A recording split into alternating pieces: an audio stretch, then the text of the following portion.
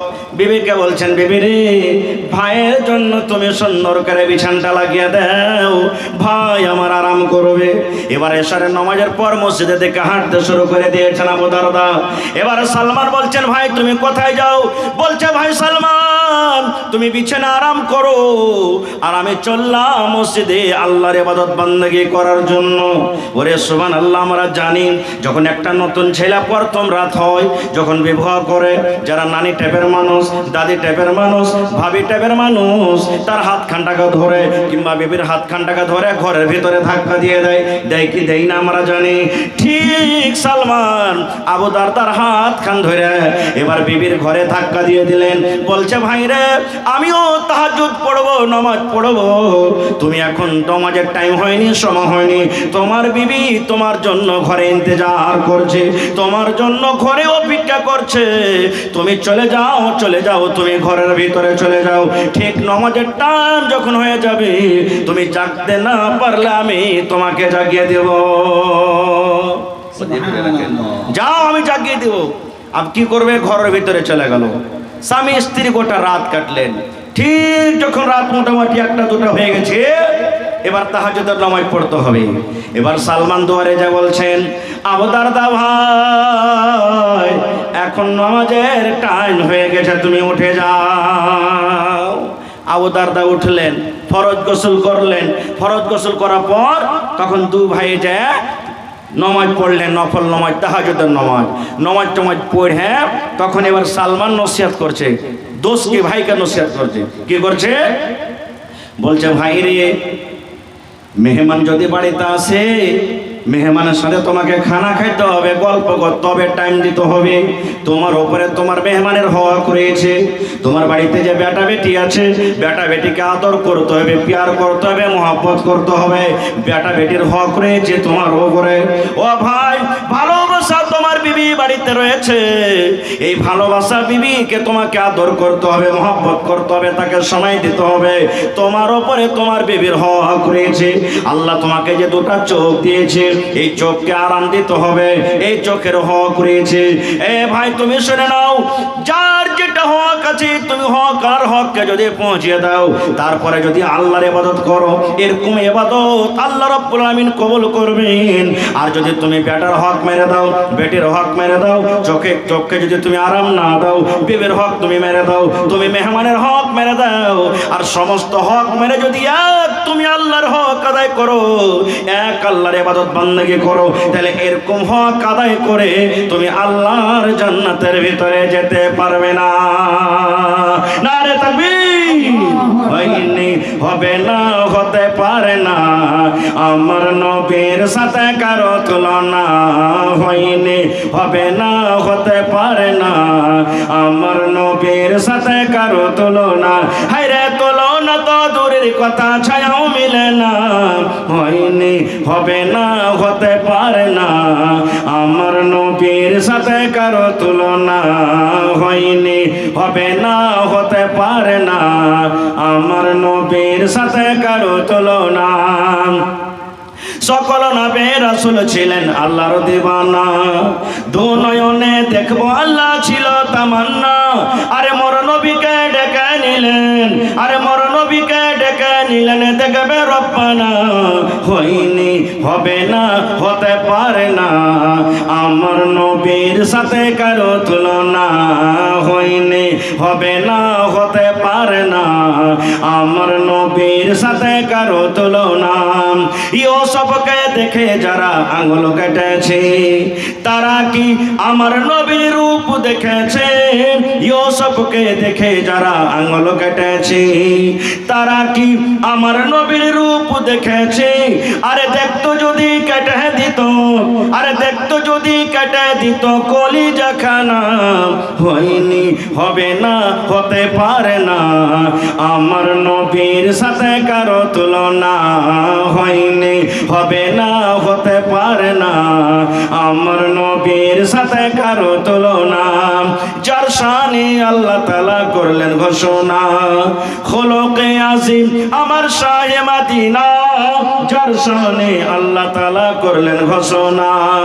খোলকে আজিম আমার শাহে মদিনা, মুসলমানে নবী ছাড়া কিছুই মানে না, মুমিনে কোরআন ছাড়া কিছুই বুঝে না। হয়নি, হবে না, হতে পারে না, আমার নবীর সাথে কারো তুলনা।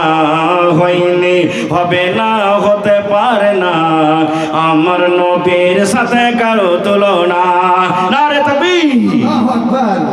আল্লাহ রাসূল সাল্লাল্লাহু আলাইহি সাল্লাম একদিন কাবা শরীফে নামাজ পড়ছেন, কাবা শরীফে নামাজ পড়ছেন। আহা হা হা। আর আবু জাহাল 8 জন 10 জন 15 জনের একজন টিম নিয়ে রাস্তাতে হেঁটে চলেছে, হাঁটছে রাস্তা দিয়ে। সব থেকে বড় দুশ্মনকে নবীজির আবু জাহাল, ওর চাচা, নবীজির চাচা আবু জাহাল তার সাথীরা কে বলছেন, কে বলছেন, রে আমার বন্ধুরা, তোমাদের মধ্যে কি এমন আছো গো, আজকে মোহাম্মদ নামে ছেলেটা এই দেখো কাবার ভিতরে নামাজ পড়ছে, আজকে তাকে দুনিয়া থেকে কে বিদায় করতে পারবে, কে তার জীবন নিতে পারবে? আছো তোমরা কেউ?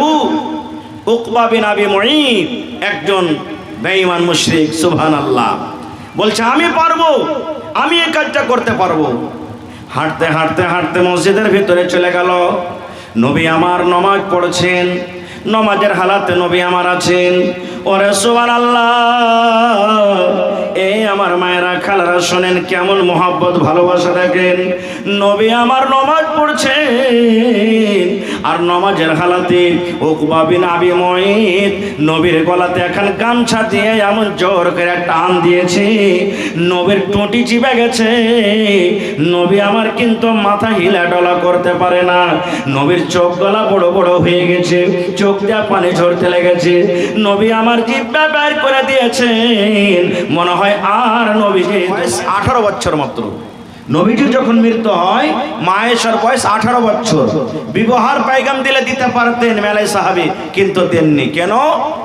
মুমিন মুসলমানের মা, মাকে বিয়ে করা যেমন হারাম, ওরকম নবীজির বিবিরা কে অন্য মানুষের বিয়ে করা হারাম, কারণ এটা নবীদের মা, মুমিনদের মা। এবার নবীজি পিয়ালা গালা টুকরা টুকরা হয়ে ভাঙ্গা জমিনে পড়ে আছে। নবীজি পিয়ালার টুকরাকে উঠাছেন, আর ওই দাসীকে বলছেন, দাসী রে, তোমার মা রেগে গেছেন, তোমার মা রেগে গেছে, তোমার মা রেগে গেছে, তোমার মা রেগে গেছেন। বারবার নবীজি ঘুরিয়া ঘুরিয়া পড়ছেন।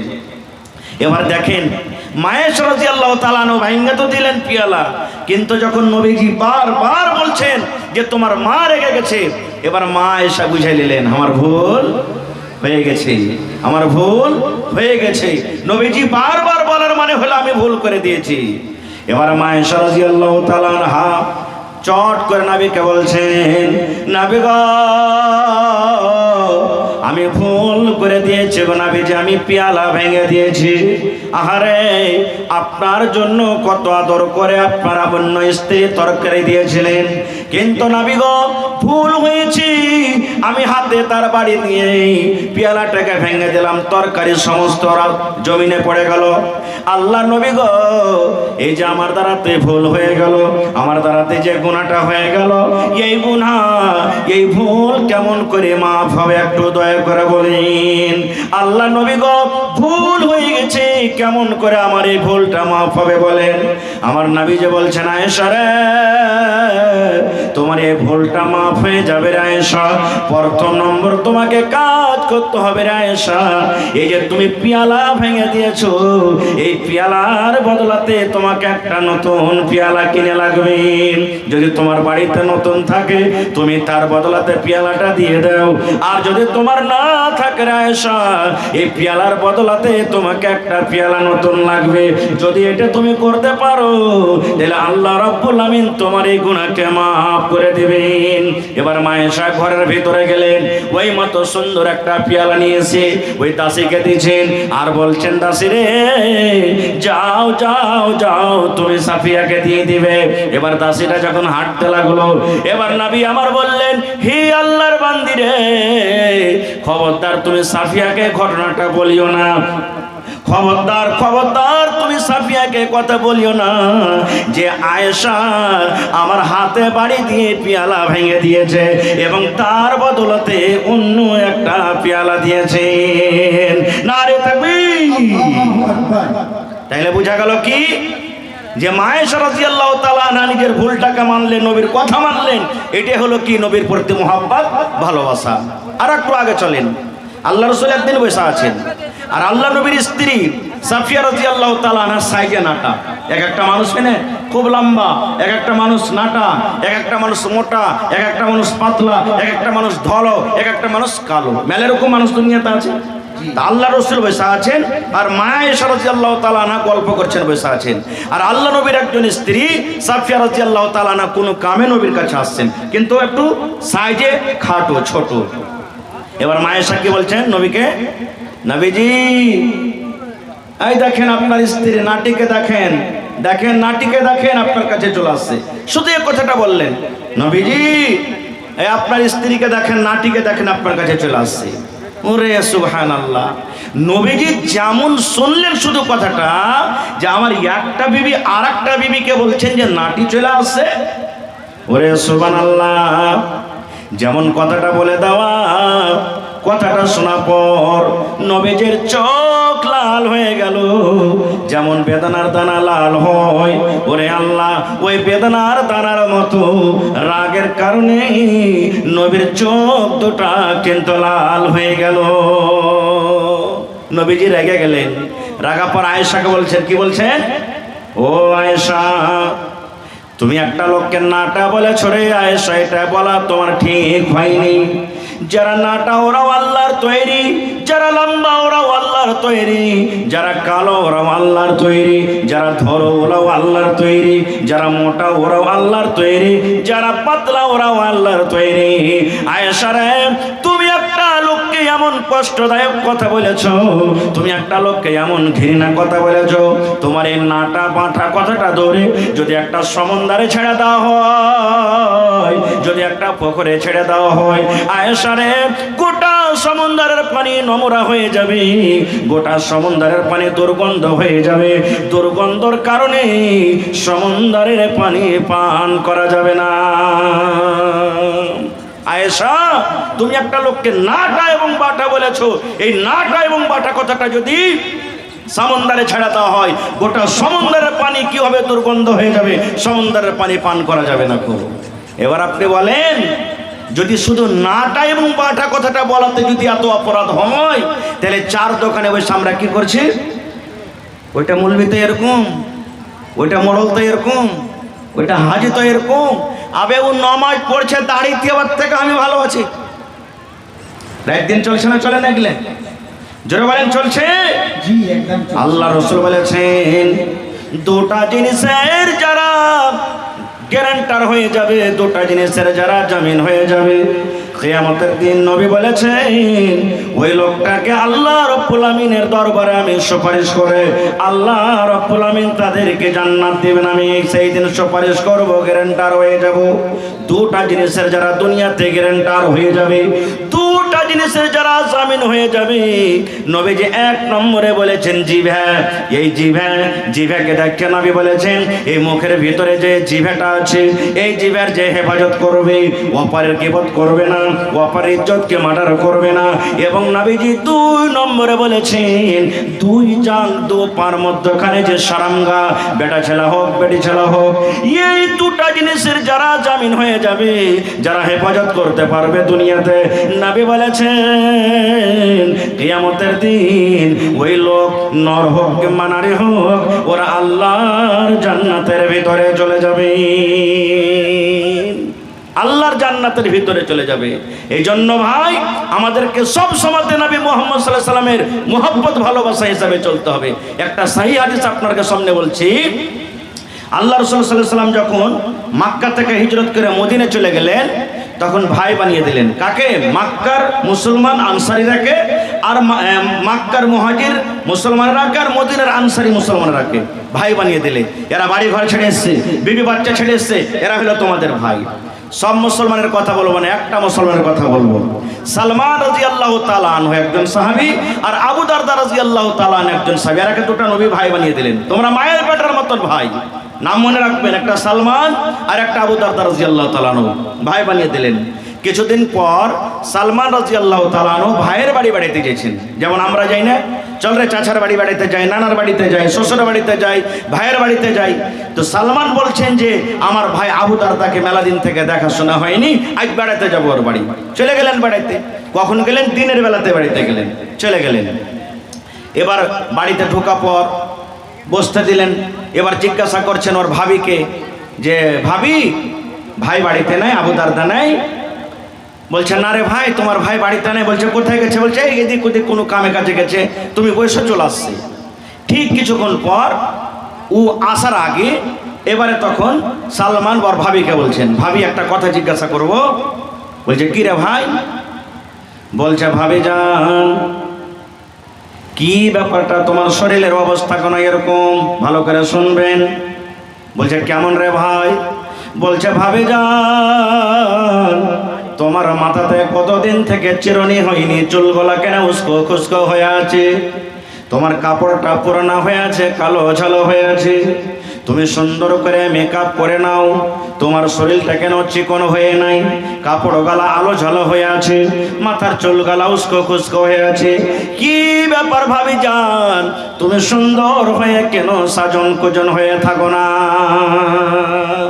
ভাবিকে বলছেন কি ব্যাপার ভাবি, তুমি দেখছি মাথার চুলগুলো আইলা ঝেলা হয়ে আছে, কাপড় গলা কালো পুরানা ধরনা হয়ে আছে, আরে নতুন কাপড় টাপড় পিন্ডার চিকচাকন হয়ে মেকআপ টেকআপ করে থাকবে। এবার ভাবি বলছেন কাকে? সালমানকে। দেওরকে বলছেন কার জন্য সাজবো রে ভাই? কি বলছেন কথাটা দেখেন, কার জন্য সাজবো রে ভাই? কে আমার সাজন দেখবে?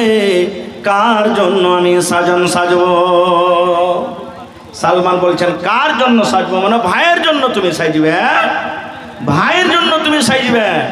মায়েরা খালার একটা কথা এখানে জেনে রাখেন, আমার এই বর্তমান জামানার মায়েরা খালারা কার জন্য সাজবে? 2000 টাকা দামের শাড়ি কিনে থাওয়া আছে, ওই শাড়িখানটা বিহাইকে দেখাইতে যাবে, ওই শাড়িখানটা গড়েতে যাবে, তখন সেদিন পিনবে, কুটুমের বাড়ি বেড়াতে যাবে সেদিন পিনবে। আর যে ওকে টাকা খরচ করে 2000 টাকাতে শাড়ি কিনে দিয়েছে, ওর সামনে ওই কালো ঝালোখানটা পিনে থাকবে। হচ্ছে না, হয় না? আরে যে এত কষ্ট করে আপনাকে শাড়ি কিনে দিয়েছে তাকে পিনে দেখান না, তাহলে তো মজা লাগবে। ওকে যে না আমার সামনে হিরোইন ঘুরছে, অন্য হিরোইনকে দেখে তখন ভুলে যাবে আপনি যদি তার সামনে সাজা গোজা থাকেন তো। কিন্তু এখন তো কাদা মেখে ছাই মেখে ওলো চলে থাকবে, গতরে পাঞ্জরে যখন আসবে তো পাটের জাগের মতন মনে হয় আইসটা আইসটা কম দিয়েছে, ওই স্ত্রীকে তখন হট এখান থেকে তুই তোর মতন স্ত্রীকে চোখে দেখতে পারবো না। তো বলছেন ভাইরে কার জন্য সাজবো? বলছে কার জন্য সাজবো? মানে ভাইয়ের জন্য সাজবে। বলছেন না রে ভাই, সাজা কোনো দরকার নাই। ভাবি বলছেন সাজা কোনো দরকার নাই। বলছে কেমন কথা ভাবি যান, সাজা কোনো দরকার নাই? বলছে ভাই রে, তোমার ভাই আবু আর আবু জাহাল ওর সাথীকে নিয়ে রাস্তাতে হাঁটছে, কিলকিল কিলকিল আসছে, খুব মজা লিছে। আহারে এরকম ভাবে নবী আমার নমাজ পড়ছেন, আর ভাবি নাবি ময় নবীর গলাতে এখানে এমন জোর করে মাস গেল তোর বছর গেল, আর কি আছে বাকি? সবাই মিলে বল তোরা নমাজে রোজা ধরেছি। মাস গেল তোর বছর গেল, আর কি আছে বাকি? সবাই মিলে বল তোরা নমাজে রোজা ধরেছি। যোগের হাওয়ায় ভুলে গেলাম, যোগের হাওয়ায় ভুলে গেলাম, মোদের পরে নাম মোরা নাদানে মুসলমান, মোদের নাই কেন ঈমান, মোরা ভোলা মুসলমান, মোদের নাই কেন ঈমান। নারে তাকবীর। আজকে জলসার যোগ্যতম শ্রদ্ধেয় সভাপতি সাহেব, উপস্থিত উলামায়ে কেরাম, সামনে বসে থাকা ইসলাম দরদি, দিন দরদি ভাই বাবাজিরা, পর্দানাসীন মায়েরা খালারা, এবং আমার সামনে অনেক চ্যানেলওয়ালা ভাইরা, সমস্ত তারিফ ও গুণগান সে মহান আল্লাহ তাবারাক ওয়া তাআলার জন্য, যে মহান আল্লাহ তাবারাক ওয়া তাআলা আজকে মোটামুটি রাত 2টা বেজে গেছে, এখন আরামের টাইম। এই আরামকে হারাম করে, নরম বিছানাকে ত্যাগ করে এই পিন্ডালের তলাতে একত্রিত হয়ে বসে কিছু বলার ও শোনার তৌফিক দিয়েছেন, তাই আমরা আল্লাহ তাবারাক ওয়া তাআলার প্রশংসা করি। সকলেই পড়েন আলহামদুলিল্লাহ। তারপর আমাদের শেষ নবী হযরত মুহাম্মদুর রাসূলুল্লাহ সাল্লাল্লাহু আলাইহি সাল্লামের পর অগণন দরুদ শরীফ শান্তি দরবর্ষিত আমিন। আল্লাহুম্মা সাল্লি আলাইহি আল্লাহুম্মা বারিক আলাইহি। ভাই মুসলমান, মোটামুটি আধা ঘন্টা আমি আপনাদের সামনে আছি। আপনাদের সামনে আমি আল্লাহ তাবারাক ওয়া তাআলার পাক পবিত্র কোরআন থেকে এখন আয়াত তেলাওয়াত করেছি, সাথে আল্লাহর নবী মুহাম্মদ সাল্লাল্লাহু আলাইহি সাল্লামের একটা হাদিস পড়েছি। আয়াত এবং হাদিসকে সামনে রেখে আমি আমার বক্তব্য ইতি করবো। আমা তাওফীক ইল্লা বিল্লাহ।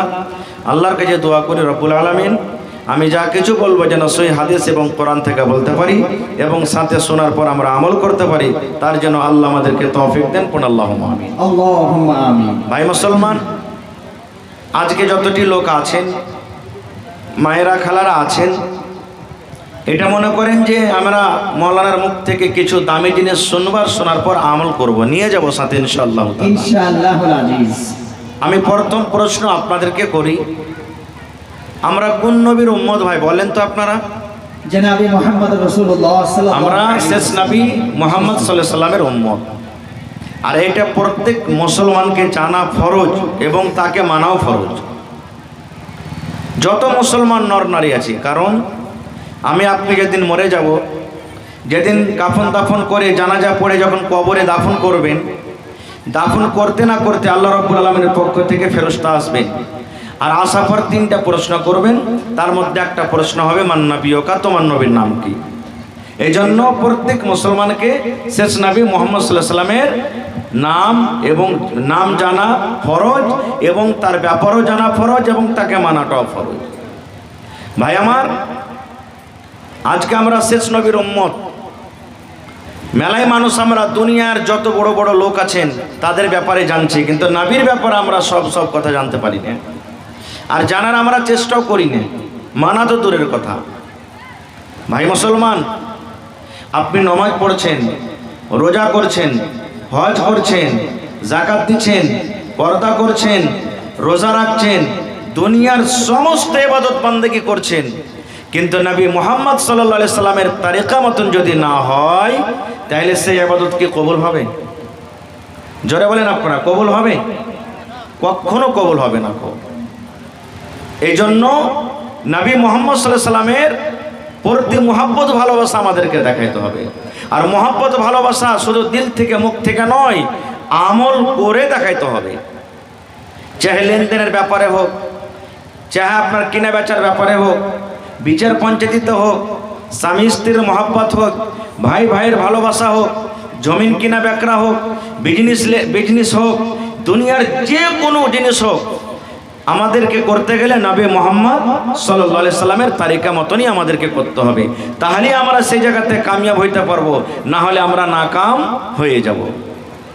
ভাই মুসলমান, আজকে আমরা মহব্বত ভালোবাসা কিভাবে করি? একটা হাদিস আপনাদের সামনে তুলছি যে সাহাবায়ে কেরাম নবী মুহাম্মদ সাল্লাল্লাহু আলাইহি সাল্লামকে কিভাবে ভালোবাসতেন, এবং আল্লাহ রাসূল সাল্লাল্লাহু আলাইহি সাল্লাম সাহাবায়ে কেরামের সাথে কি ব্যবহার দেখাতেন, সাহাবায়ে কেরাম কেমন করে জানতে পারতেন চাহে পুরুষ হোক কিংবা সাহাবিয়াত মহিলারা হোক, তারা কিভাবে জানতে পারতেন যে নবী আমাদের প্রতি রাজি আছেন কি নারাজ হয়ে গেছেন? যেমন একটা আপনাদের সামনে হাদিস বলছি, হাদিস সাহিহ বুখারী শরীফের হাদিস। আল্লাহ রাসূল সাল্লাল্লাহু আলাইহি ওয়াসাল্লামের 11 জন স্ত্রী ছিলেন। 11 জন স্ত্রী, এটা নবীর জন্য খাস। আর নবীজি প্রত্যেক বিবিদের কাছে বাড়ি বাড়িতে যেতেন, বাড়ি বাড়িতে যেতেন। আজ ওইটা বিবির বাড়িতে, আজ কাল ওইটা বিবির বাড়িতে, পরশু ওইটা বিবির বাড়িতে, এরকমভাবে ভাগ ভাগ ভাগ ভাগ করে নবীজি যেতেন। একদিনকার ঘটনা, আল্লাহ নবী সাল্লাল্লাহু আলাইহি ওয়াসাল্লামের যতটা স্ত্রী ছিলেন, ওই স্ত্রীদের মধ্যে একজন স্ত্রী যার নাম হলো সাফিয়া রাদিয়াল্লাহু তাআলা আনহা। ইয়ার হাতের রান্না বান্না, ইয়ার হাতের তরকারি, ইয়ার হাতের সালন কিন্তু খুবই মিঠে। এক একটা মায়ের লোক দেখবেন তরকারি রান্না করবে তো খুব মিঠে। আপনার বাড়িতে 5টা বহু আছে, তো 5টা বহু তরকারি রান্নাবে তো কি একই রকম হবে? কোনো বহুর তরকারি ভালো আর কোনো বহুর তরকারি ও রান্না করতে জানবে না, ভালো হয় না। তো এরকমই নবীর একজন বিবি হযরত সাফিয়া রাদিয়াল্লাহু তাআলা আনহা, তার হাতের তরকারি কিন্তু খুবই ভালো। এবার কিন্তু তার বাড়িতে নবীদের সেদিন বাড়ি নেই। নবীর বাড়ি কোথায় আছেন? আল্লাহ নবীর আরো একজন স্ত্রী মা আয়েশা রাদিয়াল্লাহু তাআলা আনহা, ওর বাড়িতে কিন্তু নবীর বাড়ি আছেন, নবীজি মা আয়েশার বাড়িতে আছেন। এবার নবীজির অন্য বিবি সাফিয়া রাদিয়াল্লাহু তাআলা আনহা ওর দাসীকে ডাকতে বলছেন, এ আল্লাহর বান্দি, আমি নবীর জন্য একটু তরকারি রান্না করেছি, ভালো তরকারি সবজি রান্না করেছি, হয় সবজি হোক গোশত হোক বা কিছু হোক, তরকারি রান্না করেছি। একটা পেয়ালাতে করে, মাটির পেয়ালাতে করে ওই তরকারি গোশত দিয়ে দাসীটাকে বলছেন, চাকরনিকে, যে যাও নবী মুহাম্মদ সাল্লাল্লাহু আলাইহি ওয়াসাল্লামকে তুমি দিয়ে এসো। চলে গেলেন দিতে। এবার নবী কোথায় আছেন? নবীজি আরো একজন স্ত্রী মা আয়েশা রাদিয়াল্লাহু তাআলা আনহার বাড়িতে কিন্তু সেদিন বাড়ি, ওখানে আছেন। এবারে নবীজিকে যেমনই দিতে গেলেন সেই দাসী, যে হুজুর আপনার জন্য আপনার স্ত্রী সাফিয়া একটু তরকারি দিয়ে পাঠালছেন, পেয়ালাতে করে গোশত দিয়ে পাঠালছেন। যেমনই এই কাজ বা এই তরকারি মা আয়েশা রাদিয়াল্লাহু তাআলা আনহা দেখলেন, যারে আমার কাছে আজ নবী থাকবে না, আমার বাড়িতে বাড়ি আছে, তোর এত বড় সাহস, তুই নবীর জন্য কি দিবি? গোশত দিবি? হাত এরকম ভাবে মা এসে এমন জোর করে একটা থাবা মারলেন, দাসের হাত থেকে পেয়ালা ছিটে জমিনে পড়ে গেল।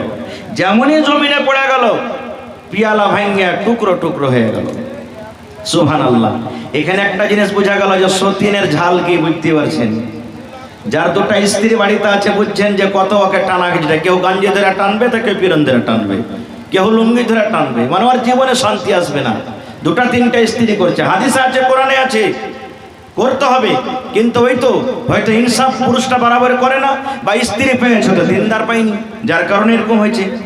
তো মা আয়েশা রাদিয়াল্লাহু তাআলা আনহা নবীর সামনে ওই দাসীর হাতে এমন করে জোর করে এরকম ভাবে একটা বাড়ি মারলেন, পেয়ালা হাত থেকে পড়ে গেল, টুকরা টুকরা হয়ে গেল। চিনি মাটির পেয়ালা তো, সুবহানাল্লাহ। এবারে নবীজি ওই টুকরা গালা পেয়ালার ভেঙে যে গেছে, টুকরা টুকরা হয়ে গেলে তুলছেন। তোলা পর ওই দাসীটাকে বলছেন, কি বলছেন? এরে আল্লাহর বান্দি, তোমার মা রেগে গেছে, তোমার মা রেগে গেছে, তোমার মা রেগে গেছে। মা কাকে বলছেন? আল্লাহর নবীর যত বিবিরা, সমস্ত মুমিন মুসলমান হলো ওরা মা। নবীর যত বিবি ছিলেন সমস্ত আমাদের হলেন মা। উম্মাহাতুল মুমিনিন তাদেরকে বলা হয়েছে। আল্লাহর নবীর যত বিবিরা দুনিয়াতে ছিলেন সমস্ত নবীর বিবিরা হলো সমস্ত মুসলমান মুমিনের মা। মা, এই জন্য তো নবী যখন মৃত্যু হন তখন দিয়েছে রে ভাই, এবার মনে হয় নবীজির শ্বাস আটকে গেছে, নবীজি আর বাঁচবেন না। এবার একজন মুসলমান দূর থেকে কিন্তু সবকিছু দেখছেন, বলছেন আল্লাহ রে, তারা হলো 8 জন 10 জন, আমি কেমন করে নবীকে আমি বাঁচাবো? আমার দ্বারাতে নবীকে বাঁচানো হবে না। আজকে যদি নবীকে বাঁচাতে পারে তাহলে আবু বকর বাঁচাবে, আবু বকর ছাড়া নবীকে কেউ বাঁচাতে পারবে না। এই ভাই কেমন মোহাম্মত ভালোবাসা দেখেন। এবার সেই মুসলমান দৌড়াতে দৌড়াতে চলে গেলেন। সময় কতখানি? মোটামুটি 8টা 7টা বেলা এরকম সময়তেই হযরত আবু বকর দেখছেন বিছানায় শুয়ে আছে। দৌড়াতে দৌড়াতে সেই মুসলমান বলছেন, আবু বকর, তোমার বন্ধুকে যদি বাঁচাতে চাও রে, তাড়াতাড়ি করে তুমি কাবা শরীফে চলে যাও। আবু জাহালের ইশারাতে উকবা বিন আবি মুইত এমন জোর করে নবীর গলাতে বন্ধন দিয়েছে, বেড় দিয়েছে, গামছাতে এমন জোর করে টেনে ধরে আছে, আমার মনে হয় একটুখানি সময় যদি আর হয়ে যায় তাহলে নবীজি আমার দুনিয়া থেকে চলে যাবেন। মরদ হন, হিরো হন। কেমন হিরো? হযরত আবু বকর রাদিয়াল্লাহু তাআলা আনহুর মতন হিরো। এরকম হিরো নয় যে একটু ভালো মন্দ খায় একটু অ্যাক্টিং করিয়ে দিলাম, পাহাত কুজিয়ে দিলাম, ডান্স করে দিলাম আর হিরো হয়ে গেলাম। এরকম হিরো হইতে হবে না। হযরত আবু বকর যেমনই শুনলেন আমার নবীকে গলাতে ফাঁস দিয়ে আছে, কোথায় লাঠি আছে, কোথায় সুলফি আছে, কোথায় বন্দুক আছে, কোথায় তীর আছে, কিচ্ছু হাতে নিলেন না। নবীকে আমার বাঁচাতে হবে। হযরত আবু বকর রাদিয়াল্লাহু তাআলা আনহু এরকম ভাবে এক হাতে নিজের লুঙ্গি খানাকে ধরলেন, দৌড়াতে দৌড়াতে দৌড়াতে ওরে দিনের বেলাতে রোজা করে থাকে রে ভাই, রোজা করে থাকে, রোজা ছাড়ে না। এক মাস তো রোজা রাখে আর রোজার মাস যখন পার হয়ে যায় আরো যে 11 মাস যে বাঁচে ওই দিন গেল তো রোজা রাখে। আর তুমি তো জানো যখন একটা মানুষ রোজা করে তার জন্য বিবি কিন্তু হারাম হয়ে যায়। রোজার হালাতে বিবির পাঞ্জরে যেতে পাবে না, রোজার হালাতে বিবির সাথে সহবাস করতে পাবে না, রোজার হালাতে বিবি থেকে তাকে দূরে থাকতে হবে। এই জন্য ভাইরা আমি সাজিনারে ভাইকে আমার সাজন দেখবে। বলছে ভাবি একটা কথা বলবো। বলছে কি? বলছে দিনের বেলাতে যখন ভাই তোমার পাঞ্জরে আসে না রোজা করে তো রাইতে তুমি সাজে থাকবে। বলছে ভাইরে না ওটাও হয় না। বলছে কেমন কথা?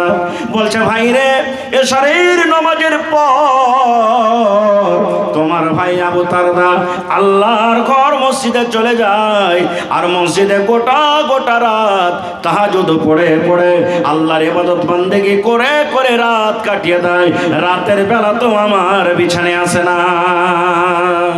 আমি কি জিনিস বুঝি না, জানে না, দেখি না, আমার দিকে কোনো ধ্যানই নাই, শুধু আল্লাহর ইবাদত বন্দেগী। দিনের বেলাতে রোজা আর রাতের বেলাতে তাহাজ্জুদ পড়ে পড়ে রাত কাটিয়ে দেয়। সালমান বলছেন কঠিন ব্যাপার, আব কি করা যায়? এই গল্প করতে করতে ঠিক আবু দারদা বাড়িতে এসে হাজির। যেমনই বাড়িতে এসেছে দেখছে ভাই সালমান এসে গলা গলাতে মিলেছে। বলছে মারহাবা, ওয়েলকাম, স্বাগতম ভাই, তুমি এর আমাকে খুব ভালো লেগেছে। বিবিকে বলছেন আরে খাইতে দে না, ভাই কতদিন পর বাড়িতে এসেছে, খাইতে দে। এবার খাইতে দিয়েছে। ও তো সব হাল হাকিকত শুনে নিয়েছে আগে। এবার তখন সালমান বলছেন আবু দারদা ভাই তুমি আইসো। বলছে আমি যাব না, আমি খাবো না। বলেন তো কেন খাবে না? জোরে বলেন। রোজা রেখা আছে। জি। বলছেন ভাই আমি খাবো না, তোমার পাঞ্জরে আমি বসে থাকছি, খাবো না। বলছে কেন খাবে না? বলছে ভাই রে আমি আজকে রোজা রেখেছি রে ভাই, রোজা করেছি। এবার সালমান বলছেন কেমন রোজা করেছো? বলছে ভাই রে আমি নফল রোজা করেছি রে ভাই, নফল রোজা করেছি। এবারে তখন সালমান বলছেন আবু দারদা ভাই রোজা তুমি ছেড়ে দাও, রোজা ছেড়ে দাও, তুমি রোজা ভেঙে দাও। নফল রোজা ভাঙলে গুনাহ হবে না, ফরজ রোজা ভাঙতে পাবে না, কিন্তু তুমি নফল রোজা ভেঙেছ, তুমি রোজা ভেঙে দাও।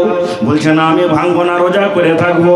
এবারে সালমান রাদিয়াল্লাহু তাআলা আনহু বলছেন আবু দারদা ভাই যদি তুমি আজকে রোজা ভেঙে আমার সাথে খানা না খাও তাহলে আমি সালমান আমিও সন্ধ্যা পর্যন্ত তোমার বাড়িতে খানা খাবো না। বলছে তোমাকে বৈশা খানা খেতে হবে, না খেলে আমিও খাবো না। খুব এবার আবু দারদা দেখছেন যে ব্যাপার খারাপ। দুই ভাই তখন রোজা ভেঙে দিলেন, দু ভাই খানা খাইলেন। মগরিব হলো, এশারের নামাজ হলো।